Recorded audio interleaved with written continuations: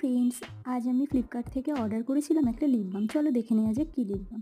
Lip বামটা ছিল dot and কি lip balm, আর lip বামটার সাথে এসপিএফ দেওয়া ছিল। আর লিপ বামটা কি ব্লুবেরি ব্লিস শেডের নাম ছিল, নন টিন্টেড, কোনো কালার না, ট্রান্সপারেন্ট কালার।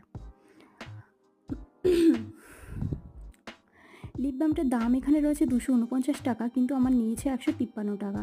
আর 4.5 গ্রামের লিপ বাম। চলো দেখে নেওয়া যাক লিপ বামটা কেমন।